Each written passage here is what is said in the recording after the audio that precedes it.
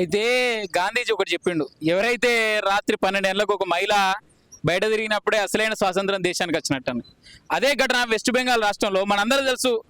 మనందరికీ 78వ స్వాతంత్ర వేడుకల్లో దేశ ప్రజలందరూ కూడా అంగరంగ వైభవంగా స్వాతంత్ర వేడుకలు జరుపుకునేటప్పుడు అలాంటి ఘటన వెస్ట్ బెంగాల్లో డాక్టర్ మౌమిత ఎవరైతే అత్యాచారానికి గురై దాదాపు వారం రోజుల తర్వాత ఒక కేసు బయటకు రావడం చాలా సిగ్గుచేటు. ఇంకోటి ఏంటంటే మనందరూ తెలుసు, ఈ దేశంలో దాదాపు 100కి 70% మంది మహిళలే ఈ యొక్క దేశంలో అన్ని భద్రతలు కావాలి అన్ని అడిగితే ఈ యొక్క ప్రాతినిధ్యం వహిస్తున్న మమతా బెనర్జీ వెస్ట్ బెంగాల్ ముఖ్యమంత్రి ఒక మహిళ ఉండి అక్కడ ఉన్న సాటి మహిళలకు భద్రత కల్పించకుండా ఆ చట్టాలను ఏంటిదంటే ఈ యొక్క రాష్ట్రంలో ఏమన్నా మహిళలపై ఈ విధంగా దాడి జరిగితే ఇలాంటి కఠినమైన చర్యలు తీసుకోవాలని ఆదేశించకుండా ఆమె ఒక చట్టాలు రూపొందించకుండా ఏం చేస్తుందంటే ఆమె నడి రోజు మీద ఏం చేస్తుంది, ఆ మహిళకు న్యాయం జరగాలంటుంది. ఈ రోజు ఈ యొక్క దేశంలో ఉన్న ప్రజలందరూ కూడా సిగ్గుపడుతున్నారు. మమతా బెనర్జీకి ఆ యొక్క రాష్ట్రంలో ఈ రోజు అధికారం ఇచ్చిన తర్వాత ఆ మహిళనే రోడ్డు మీదకి వస్తే ఇక సాటి మహిళలకు ఏం చేస్తారు రాష్ట్రంలో అని అంటారు. ఒకటే ఉంది, ఈ రోజు తెలంగాణ రాష్ట్రంలో మనందరం చూస్తున్నాం, ఈయన అదే గతి పడుతుంది.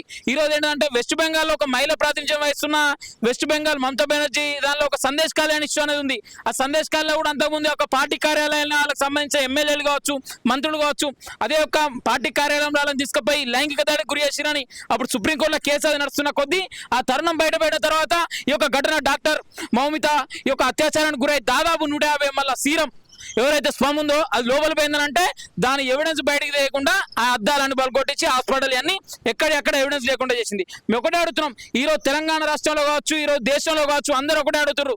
ఒకటే ఈ రోజు మమతా బెనర్జీ ఏడున్నావు, ఒకటే అడుగుతున్నాం. ఈ రోజు నీకు అధికారం ఇచ్చిన తర్వాత ప్రజల్ని మహిళల్ని భద్రత లేకుండా వదిలేసి ఒక సాటి మహిళగా ఉన్న డాక్టర్ మౌమిత గారికి న్యాయం ఏదని అడుగుతున్నాం. మేము ఒకటే అడుగుతున్నాం అన్న, ఈ రోజు స్వతంత్ర వేడుకలు జరుపుకుంటున్నాం, ఈ రోజు రక్షాబంధన్ అయిపోయింది, ఈనాటికి కూడా ఒక మహిళలకు రక్షణ జరగలే, ఆ మహిళకు న్యాయం జరగలే అన్న. అంటే ఎట్లా చూడొచ్చు అసలు? ఇప్పుడు అక్కడ జరిగింది, ఒక బాధితురాలు కూడా ఒక మహిళ, అక్కడ రాష్ట్ర ముఖ్యమంత్రి కూడా మహిళ, ఆమెనే రోడ్డుపైకి వచ్చి నిరసనలు తెలపడం అసలు ఎట్లా అనిపిస్తుంది? ఆ విషయాన్ని ఎట్లా చూడవచ్చు? అంటే ప్రభుత్వాల అధికారంలో ఉన్నారు అనుకుంటే ఎలాంటి వాళ్ళపైన ఎలాంటి చర్యలైనా తీసుకోవచ్చు, మళ్ళీ ఈ చర్యలు తీసుకోకపోవడాన్ని ఎట్లా చూడొచ్చు? అయితే ఆమె ఏంటిదంటే ఎంత ప్లానింగ్ అంటే అన్న, హాస్పిటల్ చుట్టూ ఒక ఇష్యూ అయింది. హాస్పిటల్ ఏంటిదంటే ఎక్కడెక్కడ అలా మందిని పెట్టి 40-50 మందిని పెట్టి ఎక్కడిదక్కడ ఎవిడెన్స్ లేకుండా చేసింది. ఇంకోటి ఆమె నిరసనకారులు అన్న, ఆమె ఈరోజు ఒక రాష్ట్రానికి ముఖ్యమంత్రి స్థాయిలో ఉన్న వ్యక్తి ఆ యొక్క ఘటన జరిగిన తర్వాత ఒక మహిళ ఉండి సాటి మహిళలకి ఇలాంటి ఘటన జరగద్దు, ఇలాంటి రావద్దంటే ఈరోజు ఎవరైతే దానిలో ఈ యొక్క అత్యాచారానికి గురైన వ్యక్తులు ఎవరైతే అందులో బాధితులు ఉన్నారో వాళ్ళందరూ కూడా అరెస్ట్ చేయాలి, వాళ్ళందరూ గురి శిక్ష చేయాలి. లేకపోతే రేపు పొద్దున మనందరూ ఇక్కడ దిశ ఇన్సిడెంట్ అయింది, దిశ ఇన్సిడెంట్ లో రాత్రి తెల్లవారుజామున ఎన్కౌంటర్ చేసిర్రు. నీ రాష్ట్రంలో ఏమైంది మరి? ఇలాంటి ఘటనలు జరిగినప్పుడు ఇంకోని కూడా అరే నాకు సాటి మహిళను చూస్తే నాకు చెల్లెలే కనిపించాలరా బాబు, ఇలాంటి చేద్దని కలగాలంటే ఫస్ట్ నువ్వు ఏం చేసినావు? అక్కడ ఈమెను నిరసనకారులా లేకపోతే ఆ యొక్క రాష్ట్రాన్ని ముఖ్యమంత్రి ఈమెనే బయటకు వచ్చి ఈ రోజు న్యాయం జరగాలంటే ఈరోజు ప్రజలందరూ ఏమనుకుంటారు? ఏమో కోటేజ్ కూడా దండగా అనుకుంటారు. ఈరోజు ఒకటే అడుగుతాం, ఈ రోజు మహిళగా ఉన్న యొక్క వెస్ట్ బెంగాల్ రాష్ట్రంలో ఉన్న రాష్ట్ర ముఖ్యమంత్రి మమతా బెనర్జీ గారు ఈ రోజు సాటి మహిళగా ఉన్న మీరు ఈ యొక్క డాక్టర్ మౌమిత గారికి న్యాయం చేయాలంటే మీరు రోడ్డు మీదకి వచ్చే అవసరం లేదు. న్యాయం చేయాలంటే మీరు కఠినమైన చర్యలు తీసుకోవచ్చు. మీరు న్యాయం చేయాలంటే ఈ కోర్టు సుప్రీంకోర్టుకు సిబిఐకి అప్పచెప్పి ఎవరైతే ఇందులో నిందితులు ఉన్నారో వాళ్ళందరూ కూడా ఉరిశిక్ష విధించే చట్టాలు కూడా రూపొందించవచ్చు. మీరు అక్కడ గవర్నర్ కూడా ప్రెస్ మీట్ చెప్తుండు, ఈ ఘటన జరిగింది, ఘటన జరగడం చాలా దౌర్భాగ్యం, ఇలాంటి మహిళలు ఇలాంటి ఘటనలు చాలా జరుగుతున్నాయి. ఇక వెస్ట్ బెంగాల్ అడిగే వాళ్ళే లేరు. ఎందుకంటే ఒక రాష్ట్రంలో ఒక మహిళా ముఖ్యమంత్రి ఉన్నా కూడా ఈ యొక్క చట్టాలు కావచ్చు, ఒక మహిళల మీద జరిగే అవమానాలు కావచ్చు, అత్యాచారాలు కావచ్చు, ఇలాంటి ఘటనలు జరిగినా కూడా ఏం స్పందించకుండా ఒక ఏం నాటకం అన్న ఇది. ఆమెకి యాక్టింగ్ ఆస్కార్ అవార్డు ఇచ్చినట్టు చేస్తుంది ఆమె. రాత్రి ఘటన జరిగిన తర్వాత తెల్లారి మొత్తం బయటకు వచ్చి ఈ రోజు నేను ప్లకార్డ్ పట్టుకొని నాకు జస్టిస్ కావాలంటే, ఈ రోజు ఒక రాష్ట్ర ముఖ్యమంత్రిగా ఉన్నా నీకు జస్టిస్ కావాలంటే ఆ రాష్ట్రానికి ఇప్పుడు చూసే వ్యక్తులు ఎవరు మరి? మేము ఒకటే అడుగుతున్నాం. ఈ రోజు ఒక ఘటన జరిగిన తర్వాత చాలా మంది, వేల మంది, లక్షల మంది దేశవ్యాప్తంగా కూడా బయటకు వచ్చి ఈ రోజు మహిళలకు భద్రత లేదు, మహిళలకు రక్షణ లేదు, మహిళలకు ఏం జరుగుతలేదు, మహిళలకు అత్యాచారాలకు గురైతున్నారు ఒక తెలంగాణ రాష్ట్రంలో వచ్చి ఒక యావత్ భారతదేశంలో వెస్ట్ బెంగాల్ లాంటి రాష్ట్రంలో. మరి ఈనాడు మేము ఒకటే అడుగుతున్నాం, నువ్వు వెస్ట్ బెంగాల్ రాష్ట్రంలో ఇలాంటి ఘటనలు జరగకుండా ఏం చర్యలు తీసుకుంటావు? ఆ యొక్క ఉరిశిక్ష విధిస్తావా ఎవరైతే అలా బాధితులు ఉన్నారో? మేము ఒకటే అడుగుతున్నాం ఏబీపీ నుండి, ఈ రోజు తెలంగాణ రాష్ట్రంలో వెస్ట్ బెంగాల్ లాంటి ఇన్సిడెంట్లు కావచ్చు, లేకపోతే పక్క రాష్ట్రాలలో కూడా ఇలాంటి ఘటనలు జరగద్దంటే ఈరోజు వెస్ట్ బెంగాల్ రాష్ట్రంలో తీసుకునే తీర్పు అనేది ఈరోజు దేశవ్యాప్తంగా కూడా ఆ తీర్పును అందరూ అనుసరించి ఇలాంటి ఘటనలు చేయొద్దని ఈరోజు మహిళా భద్రత కావచ్చు, మహిళా రక్షణ కావచ్చు, మహిళలకు ఇంకోసారి కన్నెత్తి యూత కనుగుడ్లో కూడా వీకేస్తాం, ఎన్కౌంటర్ కూడా నడి రోడ్డు మీద చేస్తామని సౌదీ అరేబియా అలాంటి దేశాలలో ఇలాంటి ఘటనలు జరిగితే ఎక్కడెక్కడ ఎన్కౌంటర్ చేస్తున్నారు రోడ్ల మీద. ఇలాంటి ఘటనలు కూడా తెలంగాణ రాష్ట్రంలో కావచ్చు, యావత్ భారతదేశంలో కావచ్చు, వెస్ట్ బెంగాల్ ఒక దిక్సూచిగా తీసుకొని ఇలాంటి ఘటనలు జరిగితే, ఇలాంటి ఘటనలు జరిగినప్పుడు ఎక్కడిదక్కడ ఉరిదిస్తారు.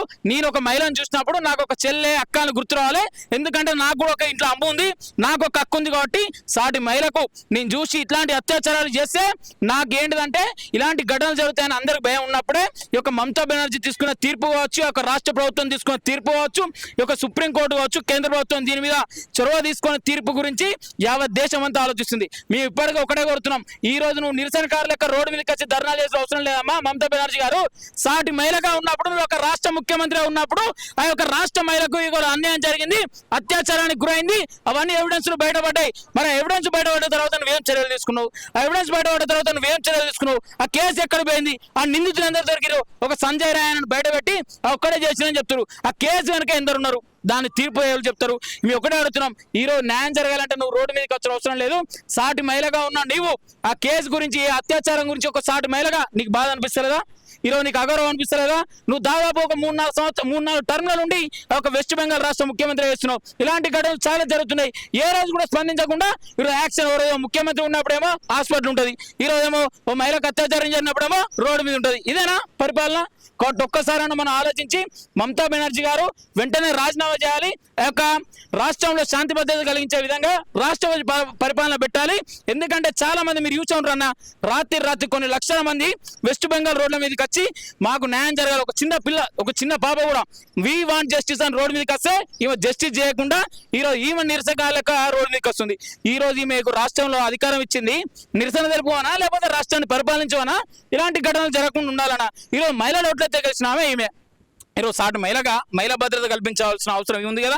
మేము ఒకటే చెప్తున్నాం, ఈరోజు ఏపీ నుండి ఒకటే డిమాండ్ చేస్తున్నాం, ఎవరైతే ఈ యొక్క వెస్ట్ బెంగాల్ ఈ యొక్క ట్రైనీ డాక్టర్ అత్యాచారంలో ఎవరైతే నిందితులు ఉన్నారో వాళ్ళని కఠినంగా శిక్షించాలి.